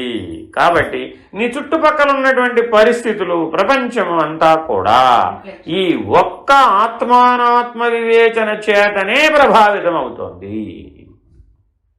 కాబట్టి సర్వకాలమును ఎప్పుడు ఎక్కడ ఉండాలి? ఇప్పుడు ఆధారము, అధిష్టానము, చేతనము, అచేతనము, సర్వం ఆత్మమయము. Very very important. 5 వేల మీద లెక్క పెట్టుకోవాలి. ఎప్పుడు నేను అదే చెప్తూ ఉంటాను, మీకు గుర్తుండాలంటే ఆధారం, నెక్స్ట్ లెవెల్ అధిష్టానం, నెక్స్ట్ లెవెల్ చేతనం, నెక్స్ట్ లెవెల్ అచేతనం, సర్వం ఆత్మమయం. అర్థమైందండి? ఎప్పుడు ఇలా గుర్తుపెట్టుకోవాలి. ఇది ఇప్పుడు ఈ దృష్టితో మనం చూడాలి, భావన దగ్గరే చూడాలి. అంతేగాని భాషకు వచ్చేసింది, భావం ఏమైంది? భాషకు వచ్చేసింది, అప్పుడేమైపోయింది? ఫలితం వచ్చేస్తుంది, కర్మకు ఫలితం వచ్చేస్తుంది, రాకుండా ఆపలేవు. ఇక కర్మకు ఫలితం ఏమిటి? అయితే సుఖం లేదా దుఃఖం, ఏదైనా. ఎందుకని ముందే చెప్పాంగా, అనాత్మలో ప్రవేశించగానే నీకు బంధము భ్రాంతి తగులుకుంటాయి. అది సుఖమైనా బంధము భ్రాంతి తగులుకుంటుంది, దుఃఖమైనా బంధము భ్రాంతి తగులుకుంటుంది. సుఖమైతేనేమో వచ్చే జన్మకు మేలుకుంటావు, దుఃఖం అయితేనేమో ఈ జన్మలోనే మేలుకుంటావు. ఇది బంధము, ఇది భ్రాంతి అని మేలుకోవాలి అంటే దుఃఖం అనుకో ఈ జన్మలోనే మేలుకోవచ్చు, సుఖం అనుకో ఈ జన్మలో మేలుకో, వచ్చే జన్మకు మేలుకుంటావు అంతే. కాబట్టి కర్మఫలం సుఖము దుఃఖము రెండు రకాలుగా పనిచేస్తుంది మీద. కాబట్టి కర్మ ఆచరించే ముందే, భావన చేసే ముందే ఈ ఆత్మానాత్మ వివేచన చెయ్యి. తర్వాత జడమలిన రాతిలో కూడా ఈ సత్యం ఉనికిగా వ్యక్తమవుతూనే ఉంది. అయితే దురదృష్టవశాత్తు రాయి దీనిని తెలుసుకోలేకపోతుంది. ఆగక్కడ మన విగ్రహాలన్నీ ఇప్పుడు దేంతో చేసాం? అంతేనా కదా? విగ్రహం ఆత్మేనా? ఇందాకేం చెప్పాం? అచేతనం. అది కదలదు, తనంతర తను కదులుతుందా? కదలదు, అచేతనం. కానీ అది ఆత్మేనా కాదా? ఆత్మే. ఆ విగ్రహం చూడగానే నీకు ఒక ఈశ్వర స్ఫురణ కలిగిందా కలగలేదా? ఇది విష్ణుమూర్తి విగ్రహం అండి, ఇది వెంకటేశ్వర స్వామి విగ్రహం అండి, ఇది అమ్మవారి విగ్రహం అండి, ఇది గణపతి విగ్రహం. ఆ స్ఫురణ కలిగిందా లేదా? ఇప్పుడు ఆ స్ఫురణ ఆత్మేనా కాదా? ఎందుకని? అది చేతనం, ఆ స్ఫురణ చేతనం, అది కూడా ఆత్మే. అర్థమైందా? ఇప్పుడు గణపతి ఒక్కడే దేవుడు, మిగిలిన వాళ్ళు ఎవరు దేవుడు కాదన్న. ఏమైపోయింది? అనాత్మ. అర్థమైందండి?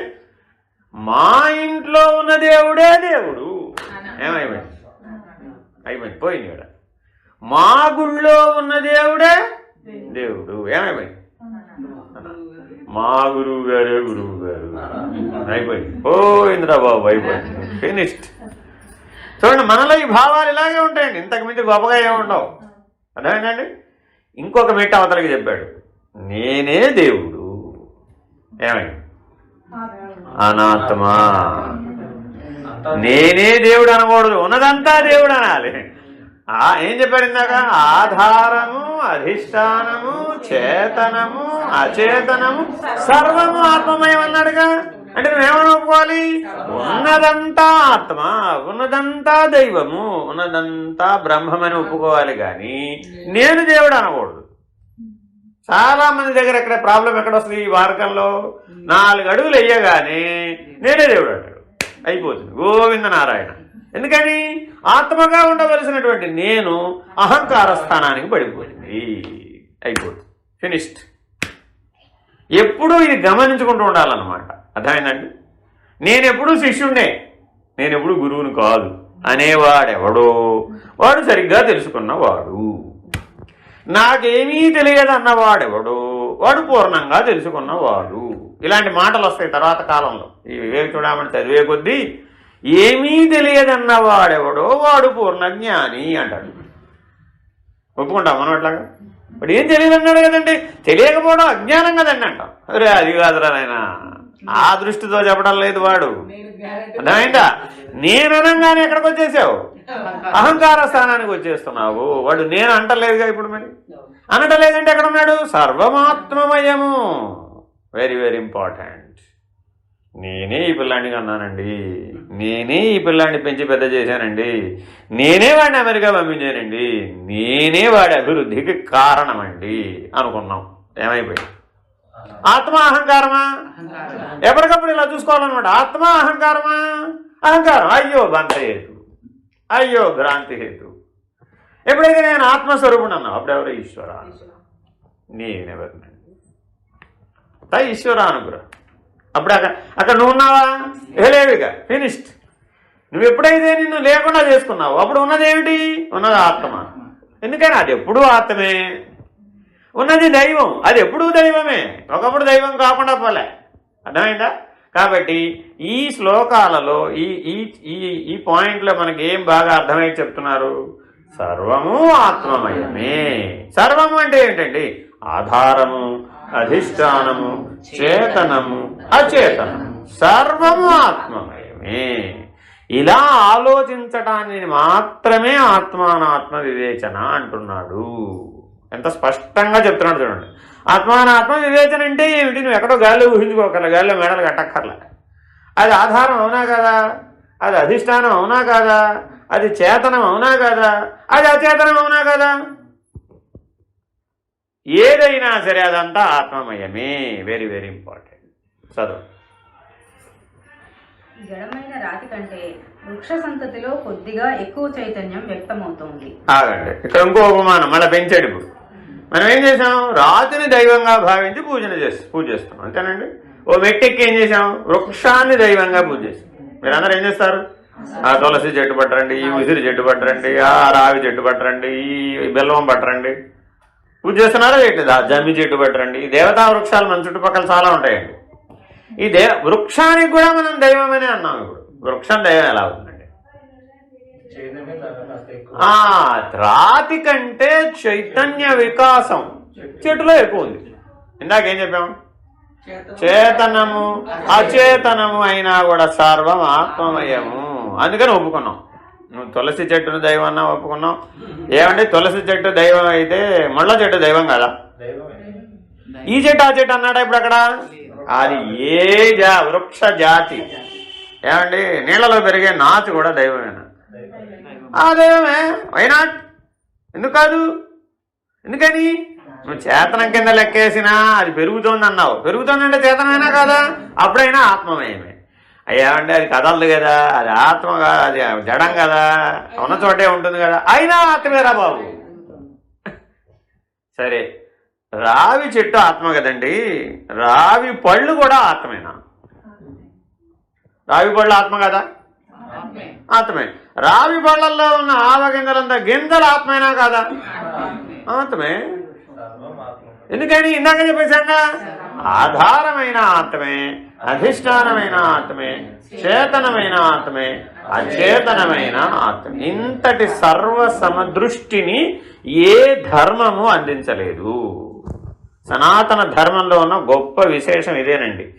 దీనినే ఇప్పుడు కలియుగంలో చాలా మంది పరిమిత దృష్టితో అడ్వాంటేజ్గా వాడుకుంటున్నారు. అంటే అర్థం ఏంటి? అన్నీ ఆత్మే అన్నావుగా, నువ్వు సైలెంట్గా ఉండైతే నేను రాజ్యం చేస్తాను. ఎందుకంటే నువ్వు జ్ఞానివిగా, నేను అజ్ఞాని, నాదే రాజ్యం. అప్పుడు ఏమైంది? ధర్మమా అధర్మమా? ఎందుకని? ఆత్మ వివేచన పోయింది. పోయినా పర్వాలేదండి, నేను మళ్ళీ జన్మకు వస్తాను అంతే కదా. మహా అయితే అజ్ఞానం అయితే ఏంటి, నేను మళ్ళీ పుడతాను అంతే కదా. పుట్టాను, ఈసారికి నేను రాజు నేనేగా. రాజ్యాధికారం కోసం అజ్ఞానాన్ని ఒప్పుకుంటున్నాడు, అహంకారాన్ని ఒప్పుకుంటున్నాడు. అదేనండి. సో కలియుగంలో ఉన్నటువంటి ప్రధానమైన కలిపురుషుడు అంటున్నారు కదా. కలిపురుషుడు అంటే అర్థం ఏమిటి అంటే ఐహికమైనటువంటి అంశాల కోసం ఆత్మానాత్మ వివేచనను పక్కకు పెట్టడమే కలిపురుషుడు, ఇంకేం లేదు. ఇదే కలిపురుషుడు అంటే. మానవుడు సహజంగా ఏం చేయాలి? ఆత్మానాత్మ వివేచన చేయాలి. కానీ కలి యొక్క ప్రభావం పడగానే ఏం చేస్తాడు? నేను మళ్ళీ పుట్టానయ్యా, ఏమండి ఇప్పుడు నాకు వచ్చి నువ్వు ఈ పని చేస్తే ఏమొస్తుందని చెప్పావు? నువ్వు మళ్ళా ఇంకోదేమో వస్తా, నేను ఒకసారి కాదు 100 సార్లు అయినా పుడతా నేను. కానీ నేను మాత్రం రాజ్యం వదులుకోను, నేను మాత్రం నా అధికారాన్ని వదులుకోను, నేను మాత్రం నా ఆధిపత్యాన్ని వదులుకోను అన్నాడండి. ఇప్పుడు ఎవరు పని చేసినట్టు? అనాత్మ. ఇలా అపేక్ష చేత ప్రభావితమైన ప్రతిసారి ఆత్మ అహంకార రూపాన్ని ధరించేస్తూ ఉంటుంది. వాస్తవానికి ఆత్మలో మార్పు లేదు. ఉందా? ఆత్మలో పరిణామం ఉందా? లేదు. కానీ పరిణామశీలమైనట్లుగా కనపడుతుంది. Very very important. ఆత్మకే పరిణామం లేదు. ఆత్మ ఎప్పుడూ సాక్షే, ఆత్మ ఎప్పుడూ ప్రకాశమే, ఆత్మ ఎప్పుడూ జ్ఞానమే. దాని లక్షణాలు ఏం మారలేదు. కానీ మనకు మాత్రం ఎట్లా తోస్తుంది? ఒకచో పరిణామం చెందినట్లుగా కనబడిపోతుంది. అజ్ఞాన వశం చేత, భ్రాంతి వశం చేత, బంధకారణం చేత. చదవండి. జడమైన రాతి కంటే వృక్ష సంతతిలో కొద్దిగా ఎక్కువ చైతన్యం వ్యక్తమవుతోంది. అవి తమ చుట్టూ ఉన్న బాహ్య వాతావరణాన్ని తెలుసుకోగలుగుతున్నాయి. ఇక జంతు ప్రపంచం దగ్గరికి వచ్చేసరికి అనంత వైవిధ్యాలు కనిపిస్తున్నాయి. ఇవన్నీ బాహ్య వాతావరణాన్ని తెలుసుకోవటమే కాక అంతరంగంలోని ఉద్రేకాలను ఆలోచనలను కూడా తెలుసుకుంటున్నాయి. అయితే ఈ తెలుసుకోవటం అనేది ఆయా రకాలను బట్టి పరిమిత ప్రమాణంలో వ్యక్తమవుతూ ఉంది. పరిమిత ప్రమాణంలో ఎప్పుడు గుర్తుపెట్టుకోవాలి? వాక్యం చదివామంటే ఏది పట్టుకోవాలి? ప్రాణం ఉన్న పదాన్ని పట్టుకోవాలి. అదంతా చెప్పాడు. ఏం చెప్తున్నాడు? పరిమితమైనటువంటి ప్రమాణం. వాటి వికాసం ఉంది వాటికి, కానీ పరిమిత ప్రమాణంలో మాత్రమే ఉంది. ఒక అమీబా ఉందండి, అది ఆత్మేనా కాదా? ఆత్మే. ఎందుకని? అందులో జీవం ఉందిగా. జీవం అనేది ఎక్కడున్నా సరే అది ఆత్మే. జీవం అనేది ఎక్కడున్నా సరే అది ఆత్మే. కానీ దానికి తనను తాను తెలుసుకోగలిగేటటువంటి శక్తి లేదు. అది ఉన్నది ఎవరు? ఒక్క మానవుడే. తనను తాను తెలుసుకోగలిగిన శక్తి ఉన్నటువంటి ఉపాధి ఒకే ఒక ఉపాధి, అది మానవ ఉపాధి. ఈ జీవ ఉపాధులలో 84 లక్షల జీవరాశుల ఉపాధులలో వృక్షాల కంటే మెరుగైనటువంటి చైతన్య వికాసం ఉన్నప్పటికీ, రాళ్ల కంటే, వృక్షాల కంటే, జంతువులలో ఉత్తమమైన చైతన్య వికాసమే ఉంది. ఆ జంతు వర్గంలోనే ఈ మానవుడు కూడా ఉన్నాడు. ఎందుకని? ఆ జంతు వర్గానికి ఏ లక్షణాలు ఉన్నాయి, వీడికి కూడా ఏ లక్షణాలే ఉన్నాయి. అంతేనా కదా? కోపం వస్తే నేను మనిషిని కాదంటాడు. కరెక్టే కాబట్టి జంతువే కోపం వచ్చినప్పుడు. ఎవరు కాదన్నారు? సత్యమే, ఒప్పేసుకున్నాడు అప్పుడు. కాబట్టి అలా ఉద్వేగం వచ్చినప్పుడల్లా వాడు మనిషి స్థానంలో ఎక్కడ పడిపోతుంటాడు? జంతు స్థాయికి పడిపోతుంటాడు. ఎందుకని వాడు జంతు జాతిలో వాడేగా. కాబట్టి మనిషి ఎప్పుడు ఏం చేయాలంట? ఆత్మ వివేచన చెయ్యాలి. ఎందుకని? నీకు ఉత్తమ వికాసం ఉందిగా, మరి ఒప్పుకో. నాకు అధమ వికాసం ఉందని ఒప్పుకుంటాడు ఎవరైనా? ఎవరైనా చూడండి, చిన్నప్పుడు పెద్దవాళ్ళు ఎవరైనా అనాలంటే రే పశువా అనేవారు. అదే ఆఖరి తిట్టు, అంతకంటే అనేవారు కాదు. అందుకని అదే అధమం. మనిషి అయి పుట్టిన వాడిని పశువు అంటాం కంటే ఇంకేముందండి వాడిని కించపరచడానికి? అంతేనా కదా? ఎందుకని? అధమ చైతన్య వికాసం. ఉత్తమ చైతన్య వికాసం మనిషి. దానికంటే ఉత్తమ చైతన్య వికాసం ఈశ్వరుడు. దానికంటే ఆత్మ, దానికంటే బ్రహ్మం. ఇవన్నీ ఉత్తమ చైతన్య వికాసాలు. అదేనండి. కాబట్టి మానవుడు ఎప్పుడూ కూడా ఈ చైతన్య వికాసంలో ఊర్ధ్వగామి అయి ఉండాలి. అందుకే మానవుడు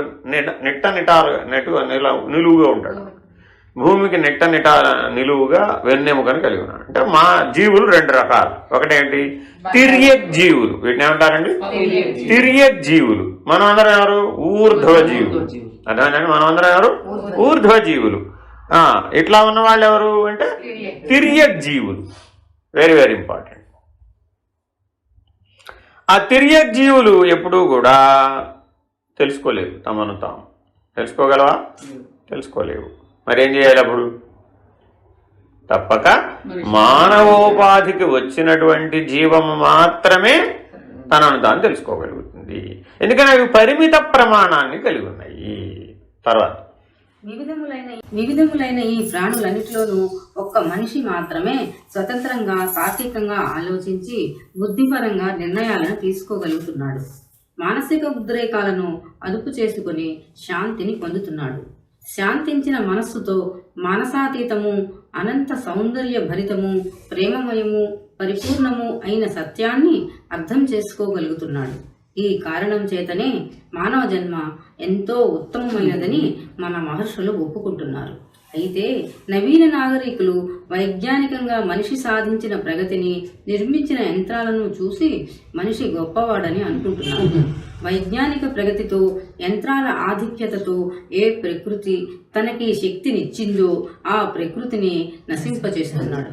ఈ మనుషులలో కూడా ఉత్తములైన కొన్ని ప్రత్యేక అర్హతలు కలిగిన వారికి మాత్రమే ఈ పుస్తకం ప్రయోజనకారి కాగలదని శంకరులు నొక్కి చెబుతున్నట్లుగా తోస్తుంది.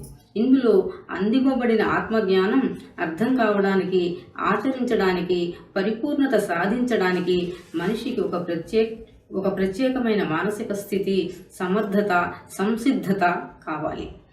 3 మాటలు చెప్పాడు. ఏంటంటే మానసిక స్థితి, సమర్థత, సంసిద్ధత. మన మనస్సు ఎలా ఉండాలట? సమర్థమై ఉండాలి, సంసిద్ధమై ఉండాలి. Very very important. ఆత్మానుభవాన్ని పొందాలి అంటే ఎవరు పొందొచ్చు? మనసు ఒక్కటే పొందగలుగుతుంది. ఆత్మానుభవాన్ని పొందాలంటే దేంతో పొందొచ్చు? మనసుతో మాత్రమే పొందొచ్చు. ఏమండి, నా చేతిలో మొబైల్ ఫోన్ ఉంది కదా, ఈ ప్రపంచంలో ఉన్న ఇన్ఫర్మేషన్ అంతా ఈ మొబైల్లో ఉంది కదా, ఈ మొబైల్కి ఆత్మానుభవం కలుగుతుందా? సెల్ ఫోన్కి ఆత్మానుభవం కలుగుతుందా? కలగదు, ఇంపాసిబుల్. మీరు 20 సంవత్సరాలు ఈ కుర్చీలో కూర్చునే పాఠం చెప్పారు కదండి, ఈ కుర్చీకి ఏమైనా ఆత్మానుభవం కలుగుతుందా? కలగదు. అదేంటండి, 20 ఏళ్ల పాటు మీరు కుర్చీలో కూర్చుంటే ఆ కుర్చీకి కూడా ఆత్మానుభవం కలుగుతుంది, మాకెటా కలుగుతుందండి? అంటే ఎప్పుడు కూడా మనసు ఎలా ఉండాలంటే ఇప్పుడు సంసిద్ధమై ఉండాలి, సమర్థమై ఉండాలి. మనకి ఎటువంటి మనసు ఉండాలండి? ఇప్పుడు ఆత్మానుభవం ఉండాలంటే సమర్థమైన మనసు ఉండాలి, సంసిద్ధమైన మనసు ఉండాలి. ఇంకేం ఉండాలండి? పైన చెప్పాడు ప్రత్యేకమైన మానసిక స్థితి. ప్రత్యేకమైన అంటే ఆత్మానాత్మ వివేచన చేసేటటువంటి మనసు ఉండాలి. నీకు మనసు ఉంది, ఇప్పుడు ఏముంటుంది? అది విషయ వివేచన చేసేటటువంటి మనసు ఉంది మన దగ్గర. ఇప్పుడు మన దగ్గర మనసు లేదంట ఆయన. ఏ మనసు ఉంది మన దగ్గర? ఇప్పుడు విషయ వివేచన చేసే మనసు ఉందట. కానీ మనకేం కావాలట? ఒక ప్రత్యేకమైన మానసిక శక్తి నీకు కావాలి. అది ఎటువంటిదై ఉండాలి? ఆత్మానాత్మ వివేచన చేసే శక్తి కావాలి నీకు. ఆ సమర్థత కావాలి, ఆ సంసిద్ధత కావాలి. Very very important. ఏమండి, 20 ఏళ్ళ నుంచి నేను ఆత్మ విచారణ చేస్తున్నాను, కానీ నాకు ఆత్మ సాక్షాత్కార జ్ఞానం కలగలేదు. 30 ఏళ్ల నుంచి గురువు గారు పాఠం చెబుతూనే ఉన్నారు, మేము వింటూనే ఉన్నాము, మాకు అనుభవం రాలేదు. ఎందుకు రాలేదు? మనసుకి సంసిద్ధత, సమర్థత రాలేదు. అంతే. వింటూనే ఉన్నాడు, ఎందుకు వినలేదు? అనుభవం రాలేదు, అంతే. నేను ఆత్మస్వరూపుడు అనే నిర్ణయం, అనుభవం కలిగితేనే వీలవుతుంది. ఎన్ని పుస్తకాలైనా చదువు, 100 ఏళ్ళు చదువు, 100 జన్మాలైనా చదువు, విను, అవన్నీ ఇంద్రియ పరిధి కదా. చదివినా ఏ పరిధి? ఇంద్రియ పరిధి. విన్నా ఏ పరిధి? ఇంద్రియ పరిధి. కానీ లోపల రిసీవర్ కు పనిచేసేది ఎవరు అంటే మనసు.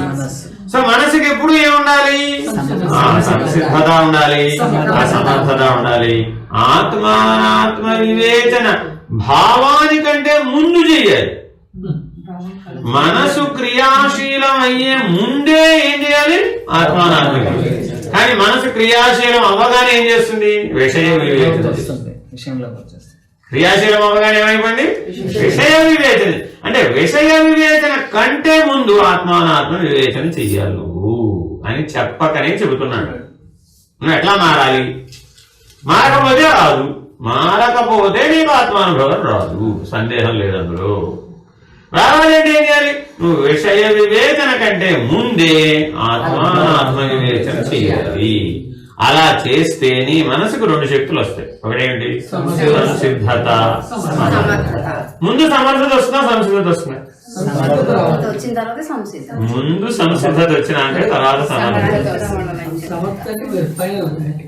ముందు ప్రాణం ఉన్న పదాలు ఎందుకు పట్టుకోమంటున్నానంటే మనం వాటిని గురించి బాగా ఎవరికి వాళ్ళు విచారణ చేయాలన్నమాట. అంటే ఇప్పుడు నువ్వు ఆల్రెడీ సంసిద్ధులై ఉన్నావండి, ఆచరించావు, అప్పుడు ఏమొస్తుంది? అర్థమైందండి? అంటే ఇటువంటి 2 పక్కల వేదాంతంలో ఎప్పుడు కూడా వీటిని ఏమంటారంటే పూర్వ పరపక్షాలకు సమన్వయం అవుతుంది. ఏమంటే ముందు సంసిద్ధత ఉండాలా, సమర్థత ఉండాలా? అది కూడా. అంటే అర్థం ఏంటి? 2 వైపులా అన్వయం అవుతాయి అవి. ఒకవైపే అన్వయం కావాలి. అసలు సమర్థుడివే కాదు అనుకోండి, సంసిద్ధత ఎక్కడి నుంచి వస్తుంది? అసలు సంసిద్ధుడివే కాదు, సమర్థత ఎక్కడి నుంచి వస్తుంది? ఇట్ ఈస్ ఎ బోత్ వే. అంటే అర్థం ఏంటి? పరిపూరకము, సంపూరకము. ఈ లక్షణం, ఇవన్నీ లక్షణాలు కదా. ఈ లక్షణాలకు ఒక ధర్మం ఉందండి. అదేమిటంటే పరిపూరకము, సంపూరకము. ఇంగ్లీష్ లో చెప్తే కాంప్లిమెంటరీ, సప్లిమెంటరీ. అంటే అర్థం ఏంటి? ఈయన పెళ్లి చేసుకున్నాడు, పెళ్లి చేసుకున్నప్పుడు ఇవిడికి వంట రాదు, అర్థం అనుకోండి కాసేపు. ఇప్పుడు ఇవిడికి వంట ఎవరు నేర్పాలి? ఈయనే నేర్పాలి.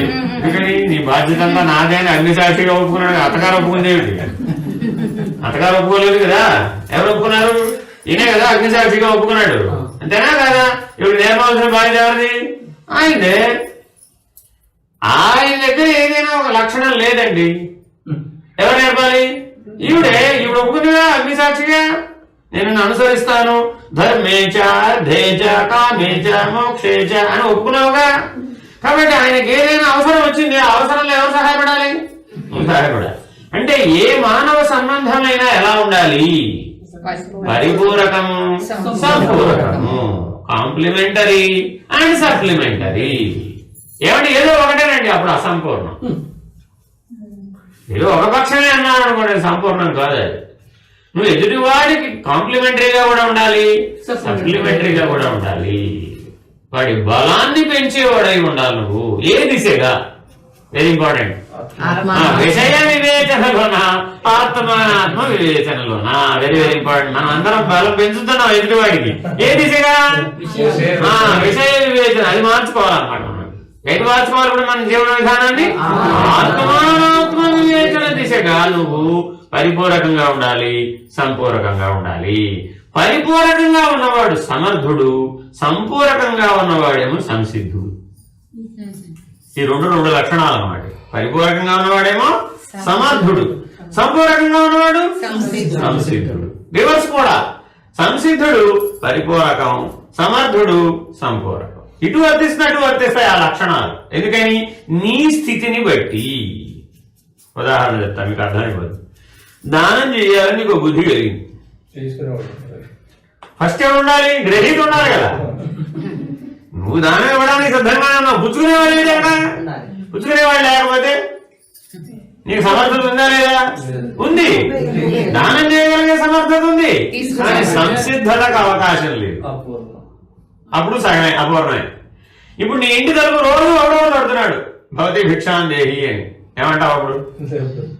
ఇవ్వడానికి నీ దగ్గర లేదు. ఇప్పుడు ఈశ్వరా నా దగ్గర, ఇప్పుడు ఏమడిగావు మొదట్లో? ఈశ్వరా ఎవడానికి నా దగ్గర ఉందయ్యా, తీసుకునేవాడు ఎవరు రావట్లేదు అన్నావు. ఈశ్వరుడు ఏం చేశాడు? సరే ఒక గేట్ తెరిచాడు. ఒక గేట్ తెరిస్తే ఏమైంది? రోజు ఎవడెవడో తలుపు తట్టం మొదలు పెడతాడు. కానీ లేదు, ఆ టైం వచ్చినప్పుడు తలుపుతాడు. అప్పుడు నువ్వు ఇచ్చే పరిస్థితిలో ఉండాలి. నీ దగ్గర లేదండి, అప్పుడేమైంది?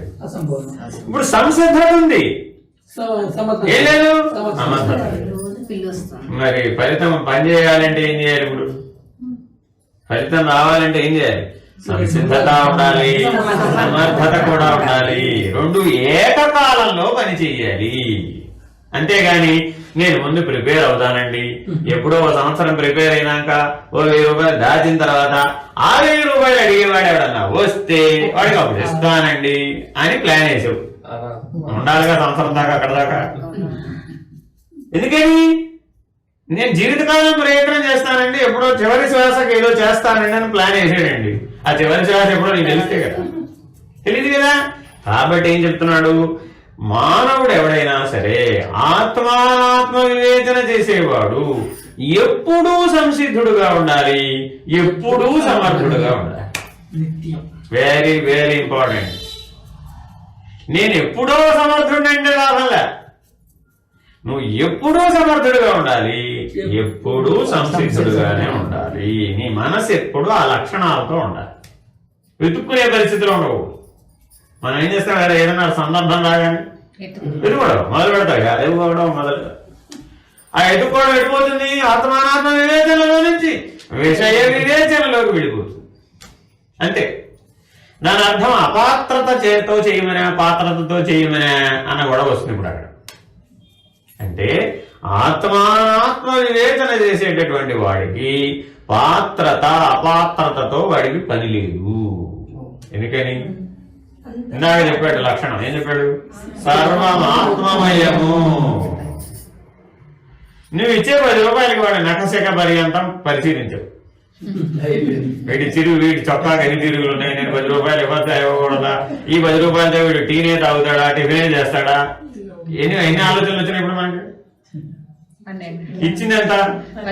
దాంతో వాడి జీవితం ఏం వెళుతుంది అని వెళుతుందా? కానీ మనం ఏం చేసాం? చాలా ఆలోచించాలండి బాబు, లేకపోతే అంతా ప్రమాదం. వాడంతా ఇప్పుడు ఏమైనా అసలు పోయింది. ఇప్పుడు పుణ్యం సంగతి దేవుడు అపుణ్యం వచ్చేసింది ఇప్పుడు అక్కడ. ఎందుకని? నేననే కర్త బలపడిపోయాడు.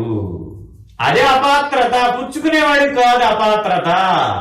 బాగా గుర్తుపెట్టుకోండి. పాత్రత ఎరిగి దానం చేయమంటే అర్థం పుచ్చుకునేవాడి నిన్ను పరిశీలించాలని చెప్పలేదు, నిన్ను పరిశీలించుకోమంటున్నాడు. నీవు పాత్రుడైనా ఆత్మానాత్మ వివేచనకి పాత్రత ఉందా నీకు? ఈ పుణ్యం దేనికి ఉపయోగపడాలి? ఆత్మానాత్మ వివేచనకు ఉపయోగపడాలి. దానికి పాత్రత ఉందా నీకు? కానీ మనం ఎవరికి పాత్రత వెతికేప్పుడు అయ్యో పోయి నింగే ఉంది అక్కడే చేసేవాడు వచ్చేది అక్కడప్పుడు అహంకారం వచ్చేసినప్పుడు అప్పుడెప్పుడు అహంకారంలో అసలు పోయింది. అర్థమైందా? కాబట్టి పాత్రత ఎరిగి దానం చేయడం అంటే అర్థం ఏమిటంటే నీకు ఆత్మానాత్మ వివేచన కలిగే దృష్టితో చేయమని అర్థం. అది పాత్రత. అంతేగాని ఎదుటివాడు ఏ స్థితిలో ఉన్నాడో వాడి ఇంటికి వెళ్ళి పరిశీలించి వచ్చి వాడి కొబ్బరాకు ఉందా లేదా చూసి వచ్చి దానం చేయమని ఇదంతా గోళ్ళ నెత్తి మీద పెట్టుకోమని కాదు. అర్థమైందండి? కాబట్టి మానవుడు ఎప్పుడు కూడా ఎలా ఉండాలి? నిత్య సంసిద్ధుడుగా ఉండాలి, నిత్య సమర్థుడుగా ఉండాలి, నిత్య ముక్తి కోసం. ఇదే కోసం నిత్య ముక్తి కోసం. హరి ఓం శ్రీ గురుభ్యో నమః. హరి ఓం. పూర్ణమిదం పూర్ణాత్ పూర్ణముదచ్యతే పూర్ణస్య పూర్ణమాదాయ పూర్ణమేవావశిష్యతే. ఓం తత్సత్. ఓం శాంతి శాంతి శాంతి. హరి ఓం శ్రీ గురుభ్యో నమః. హరి ఓం. నారాయణ.